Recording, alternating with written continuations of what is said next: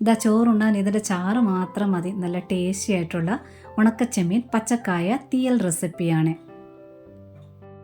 ഈ തീയലിനകത്ത് ആ പച്ചക്കായ കഴിക്കാൻ തന്നെ നല്ല ടേസ്റ്റാണ്. അതായത് ആ ചെമ്മീൻ്റെ ടേസ്റ്റ് മൊത്തത്തിൽ അതിലുണ്ടായിരിക്കും. ഇനി ആ കായൊന്നും വെന്തടയാതെ തന്നെ നല്ല അടിപൊളി ഒരു കിടി ടേസ്റ്റുള്ളൊരു തീയൽ എങ്ങനെ ചെയ്തെടുക്കാമെന്ന് നോക്കാം. ചൂട് കട്ടിയുള്ളൊരു കടായി വെച്ചിട്ടുണ്ട്. 2 കപ്പ് ഉണക്ക ചെമ്മീൻ എടുത്തിട്ടുണ്ട്. ഇതിന് നല്ലവണ്ണം ഒന്ന് വറുത്തെടുക്കണം. തീ ഒരൽപ്പം കൂട്ടി കൊടുത്തുകൊണ്ട് നല്ലവണ്ണം ഇളക്കി വേണം ഇത് റോസ്റ്റ് ചെയ്തെടുക്കാനായിട്ട്. ഇതിൻ്റെ കളറൊക്കെ കുറേശ്ശെയായിട്ട് മാറി തുടങ്ങും.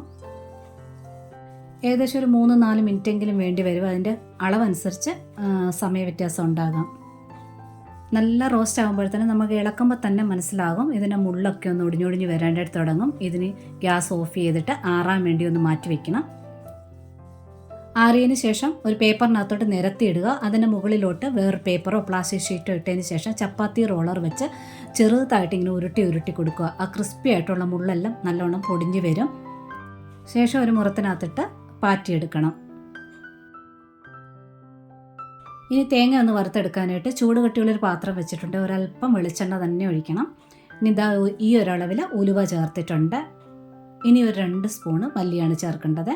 തേങ്ങയുടെ കൂടെ തന്നെ മല്ലി ചേർക്കുകയാണെന്നുണ്ടെങ്കിൽ എല്ലാം ഒരുപോലെ റോസ്റ്റായി കിട്ടത്തില്ല. അതുകൊണ്ടാണ് ഞാനിങ്ങനെ ആദ്യമേ മല്ലി ചേർക്കുന്നത്. ഒരു 5-6 വെറ്റൽമുളക് കൂടെ ചേർക്കുക.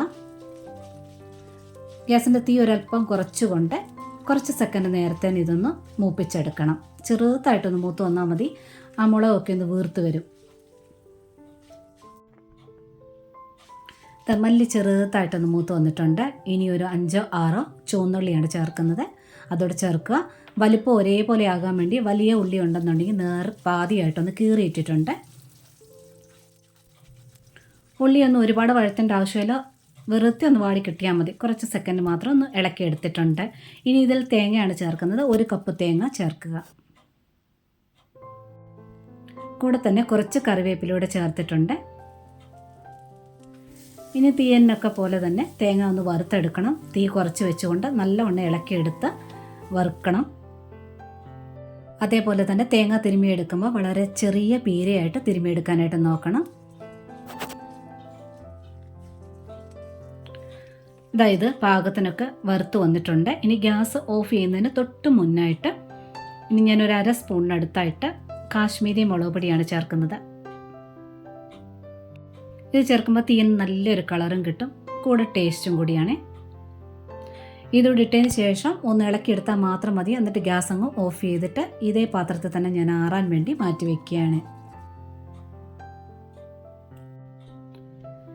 തീയലിന് എപ്പോഴും നല്ലവണ്ണം ആറിയതിന് ശേഷമാണ് അരച്ചെടുക്കേണ്ടത്. അതായത് മിക്സിയുടെ ജാറിനകത്തോട്ട് മാറ്റിയിട്ടുണ്ട്. ഇനി ആദ്യമേ ഇത് വെള്ളം ഒഴിക്കരുത്. ആദ്യമേ നല്ലവണ്ണം ഒന്ന് പൊടിച്ചെടുക്കുക. എത്രയും നല്ലവണ്ണം പൊടിക്കാൻ പറ്റുമോ അത്രയും നല്ലവണ്ണം ഒന്ന് പൊടിച്ചെടുത്തതിന് ശേഷം കുറച്ചുകൂടി വെള്ളം ചേർത്തിട്ട് ഒന്ന് അരച്ചെടുക്കുക.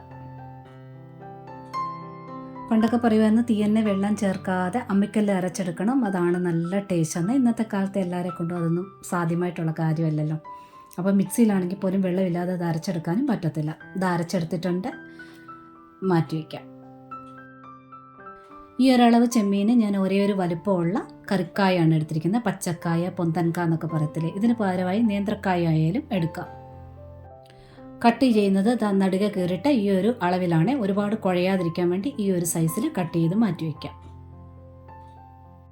വീണ്ടും ചട്ടി വെച്ചിട്ടുണ്ട്. വെളിച്ചെണ്ണ തന്നെ ഒഴിക്കണം. കുറച്ച് കടുകൊന്ന് പൊട്ടിയപ്പോൾ കുറച്ച് വറ്റൽമുളകും കറിവേപ്പിലയും ചേർത്തിട്ടുണ്ട്. ഇനി ആ കായ അരിഞ്ഞു വന്നപ്പോൾ 1 കപ്പ് ഫുള്ളായിട്ട് കിട്ടിയിട്ടുണ്ട്. കായ കൂടെ തന്നെ ചെറിയൊരു സവാള കനം കുറഞ്ഞ് അരിഞ്ഞിരിക്കണം, അതോടെ ചേർത്തിട്ട് ഒന്ന് വഴറ്റിയെടുക്കണം. തീ നല്ലവണ്ണം ഒന്ന് കൂട്ടി വെച്ചതിന് ശേഷം ഒരു ഏകദേശം 1-2 മിനിറ്റിനുള്ളിൽ റെഡിയാകും. നല്ലവണ്ണം ഇളക്കി ഒന്ന് വഴറ്റിയെടുക്കണം. ഇങ്ങനെ വഴറ്റിയെടുക്കുമ്പോൾ കായ പെട്ടെന്നങ്ങ് കുഴഞ്ഞു പോകത്തില്ല. കൂടെ തന്നെ കുറച്ച് മഞ്ഞൾപ്പൊടിയൂടെ ചേർത്തിട്ട് ഒന്നുകൂടി ഒന്ന് വഴറ്റിയെടുക്കാം. ഉള്ളി കനം കുറഞ്ഞ് അരിഞ്ഞിരിക്കുന്ന കാരണം ഈ കൂടെ തന്നെ അങ്ങ് വഴന്ന് വന്നോളും.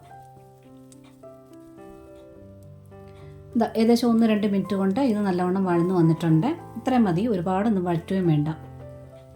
ഇനി ഇതിലോട്ട് ചെമ്മീനാണ് ചേർക്കുന്നത്. മുള്ളെല്ലാം പോയിട്ട് ക്ലീൻ ചെയ്ത് നല്ലവണ്ണം കഴുകി എടുത്തിട്ടുണ്ട്. 1 കപ്പാണ് കിട്ടിയിട്ടുള്ളത്. ഇത് വെള്ളം വാലാൻ വേണ്ടി വെച്ചിരുന്നു. വെള്ളം കുറച്ചൊക്കെ വാർന്നിട്ടുണ്ട്, എന്നാലും നനവുണ്ട്.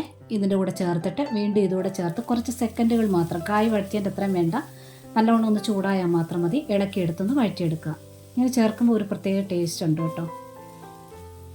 പിന്നെ പ്രത്യേകിച്ച് തീയലിനായത് കാരണം ആ ചെമ്മീനകത്തെ മുള്ള ഒട്ടും വരാനായിട്ട് പാടില്ല.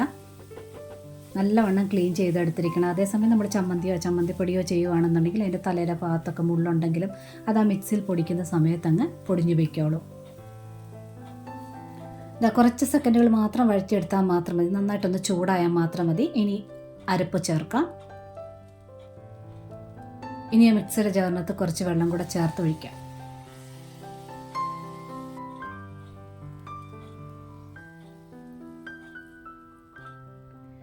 ഇനി ഇതിൽ പുളിക്ക് ആവശ്യമായിട്ട് ചേർക്കേണ്ടത് ഒരു ചെറിയ നെല്ലിക്ക വലുപ്പത്തിലെ പുളി കലക്കി വെച്ചിട്ടുണ്ട്. ആ പുളിയൂടെ ചേർക്കാം.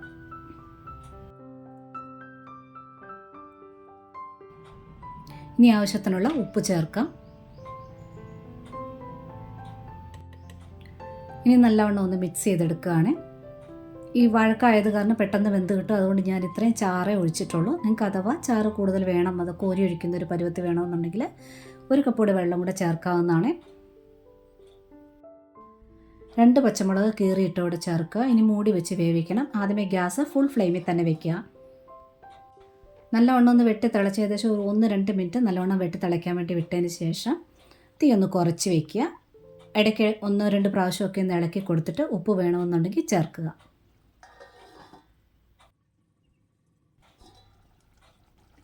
ഇതാ കുറേശ്ശായിട്ട് എണ്ണയൊക്കെ തെളിയാൻ തുടങ്ങിയിട്ടുണ്ട്.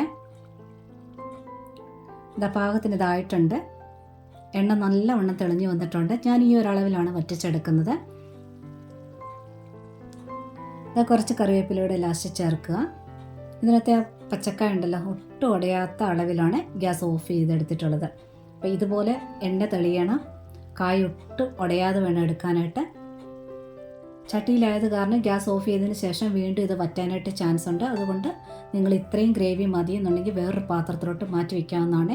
ഇത് ഇരിക്കും തോറും ഒന്നുകൂടി നല്ലൊരു ഡാർക്ക് കളറാകും. പ്രത്യേകിച്ച് ഇതിനകത്ത് വാഴക്കായ ഇട്ടിരിക്കുന്ന കാരണം ഒന്നുകൂടി നല്ല ബ്രൗൺ കളറാകുകയും ചെയ്യും.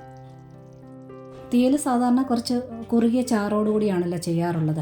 അപ്പോൾ അഥവാ നിങ്ങൾക്ക് കുറച്ച് വറ്റിയതിന് ശേഷം കുറച്ച് വെള്ളം കൂടെ വേണമെന്നുണ്ടെങ്കിൽ നല്ലവണ്ണം വെട്ടി തിളയ്ക്കുന്ന ചൂടുവെള്ളം ഒഴിച്ചിട്ട് ഗ്യാസിലോട്ട് വെച്ച് നന്നായിട്ടൊന്ന് ചൂടാക്കി എടുത്താൽ മതി.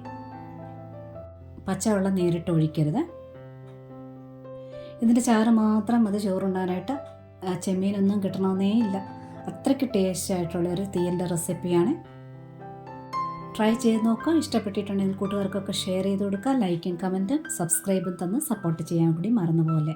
നോട്ടിഫിക്കേഷൻ ബെൽ ബട്ടണിൽ ഓൾ ഓപ്ഷനൊന്നും ടിക്കാക്കി ഇടാനും മറക്കല്ലേ. ഒരുപാട് സ്നേഹത്തോടെ. Thanks for watching.